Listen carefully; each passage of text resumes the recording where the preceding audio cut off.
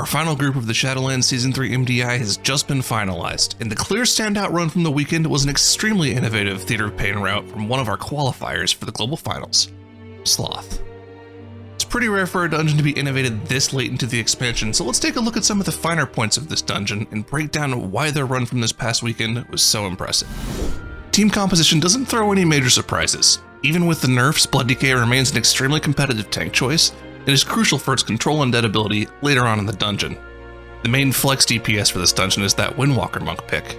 While being able to solo carry AoE on certain pulls with cooldowns available, it also provides pretty solid AoE utility with Ring of Peace and Leg Sweep, and can also play Necrolord to make use of the versatility buffs situated throughout the dungeon. The run starts off roughly the same as every Theater of Pain run we've seen throughout the majority of our Shadowlands MDI seasons.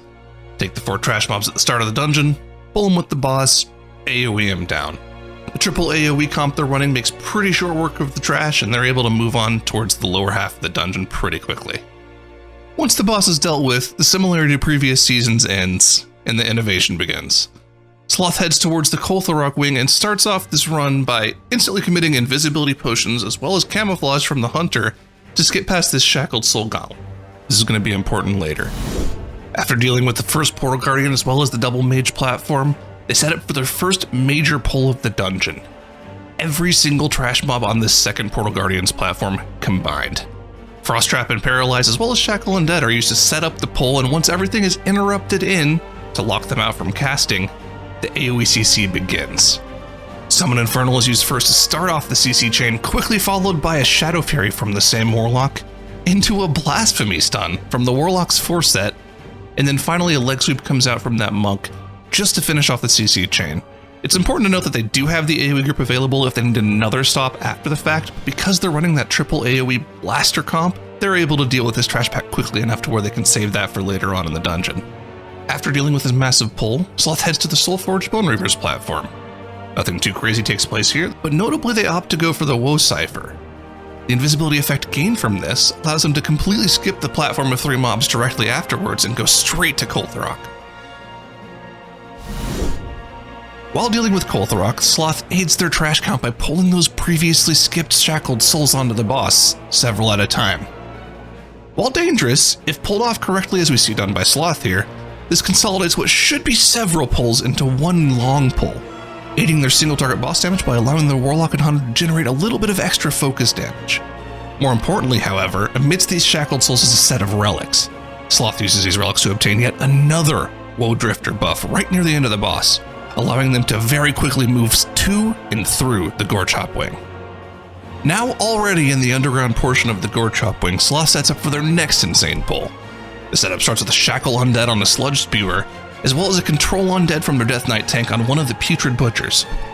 Once dealt with, the group then runs through the entire rest of the bridge, pulling every trash mob into Gorechop's room. They line aside around the corner just to make sure everything gets nice and stacked up for them, and once everything is in, they pull Gorechop on top of the trash. Again, the triple AoE comp is put to work here. So much burst AoE damage to deal with this trash pack. Another Woe Cipher notably is picked up here, just refreshing that movement speed and damage reduction buff, allowing the group to very easily dodge any errant mechanics on this boss. After Gorechop and the remaining trash are dealt with, a standard large pull is done upstairs to deal with the trash that they skipped while they had that Woe Drifter buff previously in the dungeon.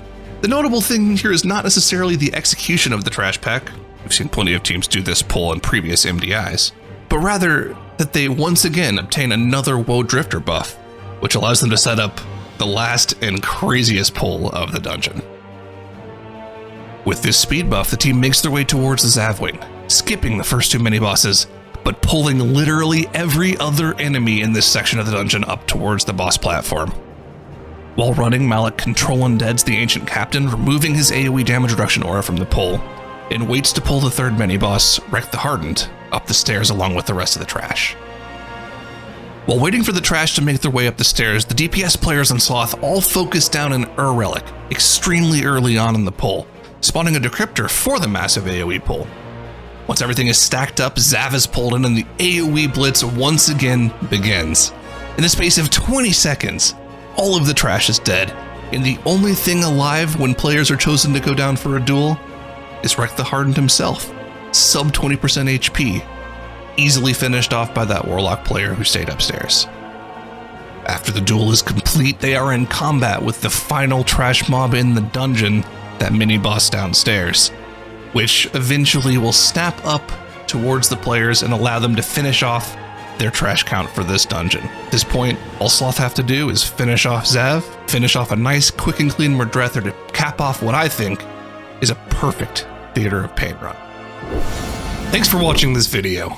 Don't forget to subscribe to the channel, and if you want to see more cool dungeons like this one, don't forget to join us for the Last Stand tournament on May 20th to see which of our top 6 teams remaining in the competition are going to take that last spot to qualify for the MDI Global Finals.